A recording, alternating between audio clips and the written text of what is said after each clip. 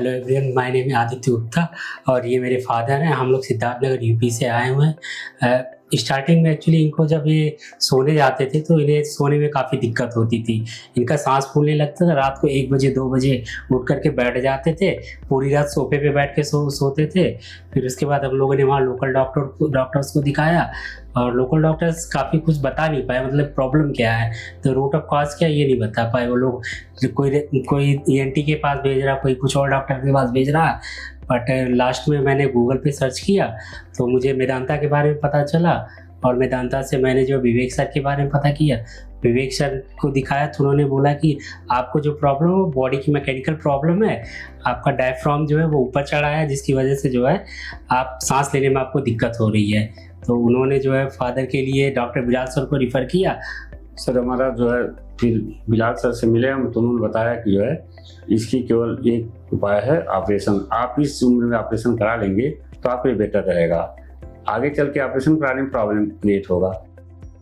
रमेश चंद्र जी हमारे पास डॉक्टर विवेक सिंह जो हमारे पल्मोनोलॉजिस्ट हैं उनके पास से रेफर होकर आए थे। इनको एक बीमारी थी जिसे हम डायफ्रैग्मेटिक इवेंट्रेशन कहते हैं। पहले तो ब्रीफली ये समझ लेते हैं कि डायफ्रैग्मेटिक इवेंट्रेशन होता क्या है। बेसिकली हमारे छाती और पेट के बीच को सेपरेट करने में एक मसल होती है जिसको हम डायफ्राम कहते हैं, जो हमारे राइट साइड और हमारे लेफ्ट साइड दोनों तरफ होती है और उनका नॉर्मल शेप जो है वो इस तरह से होता है। इसका मेन पर्पस जो होता है वो बेसिकली रेस्पिरेटरी मसल होती है। जब ये कॉन्ट्रैक्ट करती है या एक्ट करती है तो हमारी छाती का वॉल्यूम बढ़ता है और एयर हमारी छाती के अंदर आती है और इसलिए हम ब्रीद अच्छे से कर पाते हैं। दूसरा इसका सेकेंडरी जो फंक्शन होता है वो एब्डोमिनल ऑर्गन्स को चेस्ट ऑर्गन से सेपरेट करना होता है। कभी कभी किसी बीमारियों की वजह से, चाहे वो चोट हो सकती है, सर्जरी हो सकती है, नर्व डैमेज हो सकता है, इन एक तरफ का डायफ्राम जो है वो वीक हो जाता है या पैरालाइज हो जाता है, यानी मसल्स पैरालाइज हो जाती हैं। कभी भी बॉडी की कोई भी मसल जब पैरालाइज हो जाती हैं तो वो अपनी स्ट्रेंथ लूज कर जाती हैं और वो बड़े थिंड आउट हो जाती हैं। और यही इसी चीज़ को जब डायफ्राम में होता है उसको हम डायफ्रैग्मेटिक इवेंट्रेशन कहते हैं।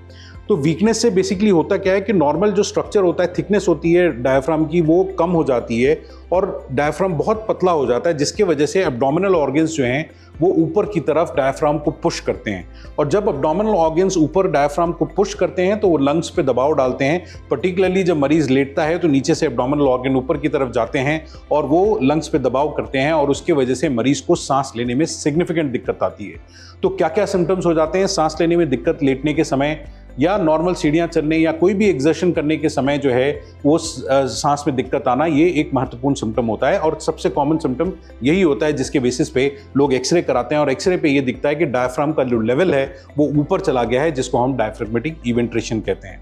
तो इसी बीमारी को लेकर के मिस्टर रमेश चंद्र हमारे पास आए।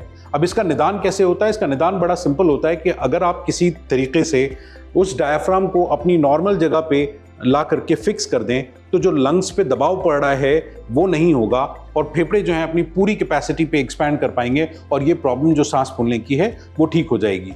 तो उसमें हमने करते क्या है कि डायफ्राम जो होता है उसको हम लोग प्लाइकेट कर देते हैं। प्लाइकेट का मतलब होता है उसको इस तरह से सिलते हैं जिससे वो टॉट हो जाता है, यानी टाइट हो जाता है और जो ऊंचा था वो फ्लैटेंड आउट हो जाता है, जिसकी वजह से स्पेस बढ़ जाती है और लंग एक्सपैंड कर जाते हैं। तो यही सर्जरी जिसको हम लोग डायफ्रैग्मेटिक प्लाइकेशन कहते हैं मिस्टर रमेश चंद्र जी की हुई और by grace of God it went off very well. He recovered completely. Immediately after surgery जो है उनको जो अपने सिम्टम्स में प्रॉब्लम थी, जैसे लेटने में उनको सांस फूल जाती थी, वो प्रॉब्लम बिल्कुल ख़त्म हो गई और अभी 6 मंथ्स के फॉलोअप पे he is doing absolutely fine and he is doing very great.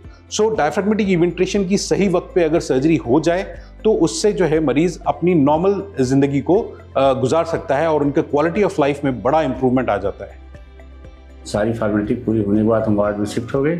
13 तारीख को मेरा ऑपरेशन हुआ। ऑपरेशन बहुत अच्छा रहा, बड़ा सबका सहयोग रहा और हम फिर जो है लगभग 8 से 10 दिन वार्ड में थे। तो बिलाल सर ऑपरेशन के बाद जो है जब हमसे वार्ड में मिलते थे तो बहुत अच्छा होता, बार बार देखते थे। मतलब कोई परेशानी होती थी तो बच्चे जाते थे तुरंत चले आते थे और हमेशा जो है केयर करते थे। नर्स बहुत समय से दवा देती थी। सब लोगों ने अच्छा सहयोग किया मेरे साथ। मैं बहुत ही खुश रहा इस मेदांता हॉस्पिटल से। फिर हमको 10-12 दिन के बाद फिर हमको डिस्चार्ज कर दिया यहाँ से।